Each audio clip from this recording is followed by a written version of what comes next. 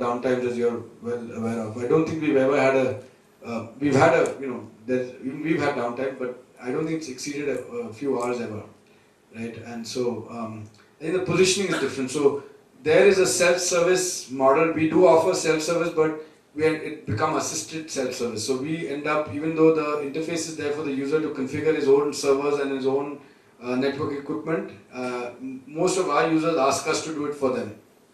Whereas in Amazon, it's most of the startups who kind of, also I think one of the where they are more advanced is on the APIs. So a lot of their APIs are very popular.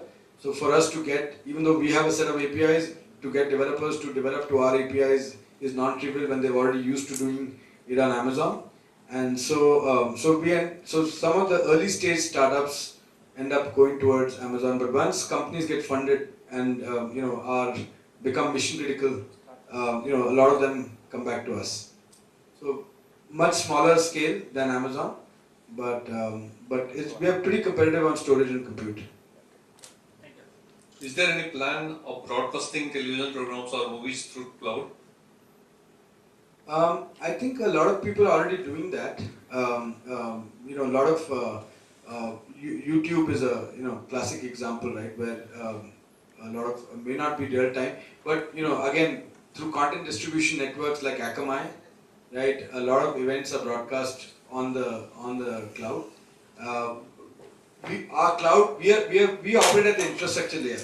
So there are organizations that do video on the cloud, that do... but it's not a real time.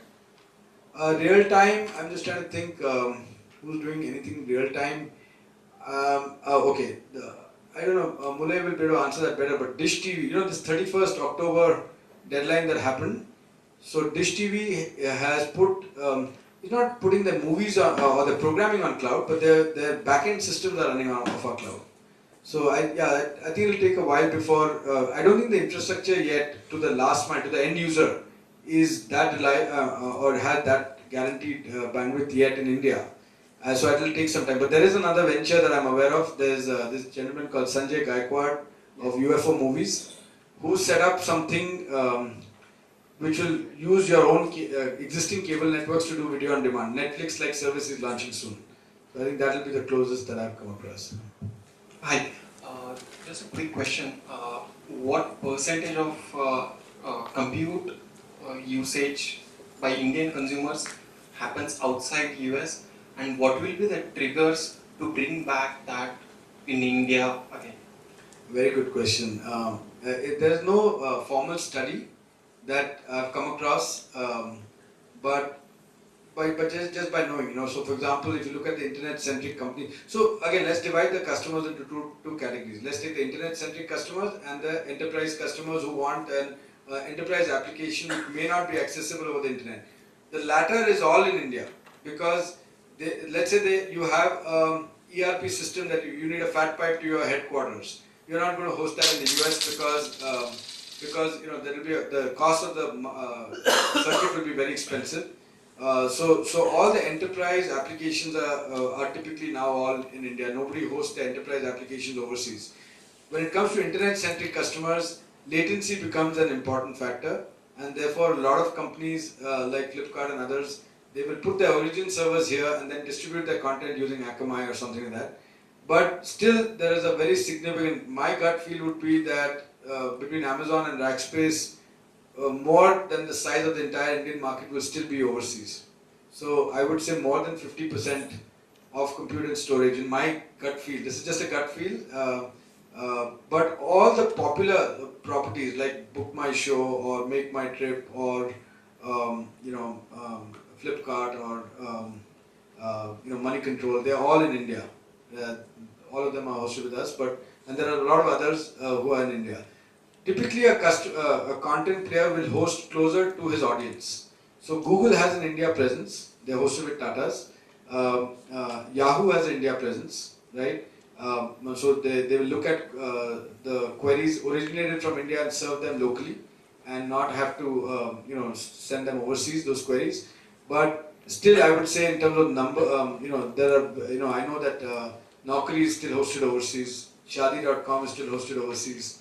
So there are still some pretty popular sites that have not yet moved back to India.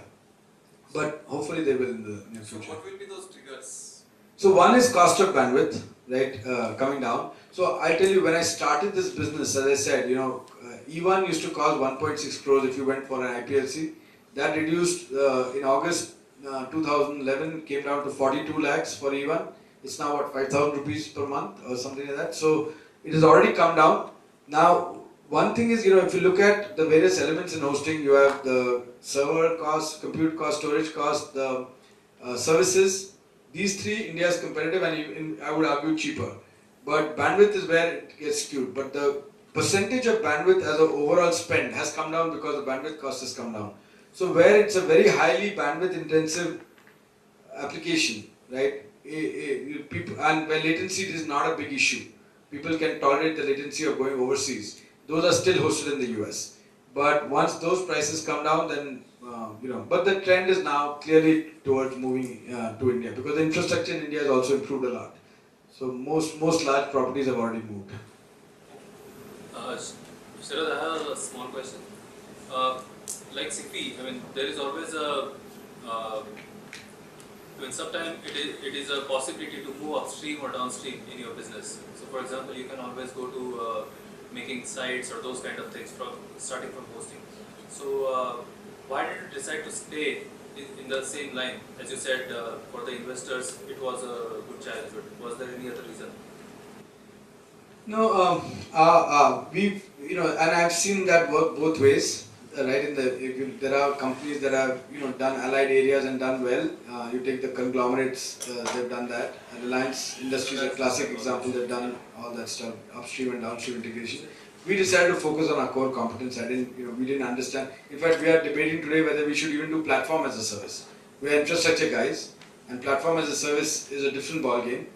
Our thoughts are, if we do platform as a service, will we be competing with potential customers? So the stance we've currently taken is we've partnered with platform as a service companies like Orenscape and Shepherds, so that they every time they sell their platform, they sell our infrastructure along with it. So we pretty much stayed focused. We have done some managed services on top of our infrastructure, but up to the operating system layer or database layer the most. Whether we move beyond that now with NTT, it's unlikely because they have other companies. They have NTT Data that does the applications. So they have other group companies, they have Dimension Data which acquired Datacraft that does the system integration. So now the chances are we'll be focused more on cloud and data center. So one last question? Yeah, let's, again being respectful of time, let's do one more question, one last question, and after this, anyone wants to come and talk to Sharad, he will be here, so feel free to have a discussion with him after that, but one last question. So you mentioned that you were catering to two different kinds of businesses. One was the ERP related business and the other was when companies could host their own ERPs, and other was cloud. What is the percentage of distribution between these two areas? And I was more interested in the ERP side. Do you see a growth in that area, or from a future perspective, where do you see the growth? Yeah, a very good question. So it was not only, I just gave ERP as an example. When I said ERP, what I meant was enterprise customers hosting a central application. It could be core banking, it could be ERP, it could be something else, right? But yeah, so roughly in our case it's half-half. Right? We have, there was a time where we were largely internet centric and almost 70-80% of our revenues and customers were internet centric companies. Our investors got a little worried. Saying that what happened to Exodus should not happen to you.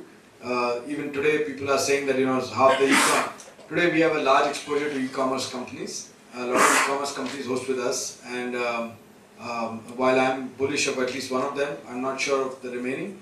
But we have now a good hedge. So even if there is a bust, let's say there's another bust in the internet space, I think we are well protected because I think more than 50-55% of our revenues come from enterprise. Both sectors are growing well. Internet companies are growing faster. So, for example, Flipkart. There's a company called Verse. There's a company called Flipkart. Then Myntra all these have more than doubled their business with us in 1 year. Whereas the enterprise customers are more static. They do give us good business, but their growth is not as. So, in terms of the customers, even if you have lesser number of internet-centric customers, their growth takes you forward. But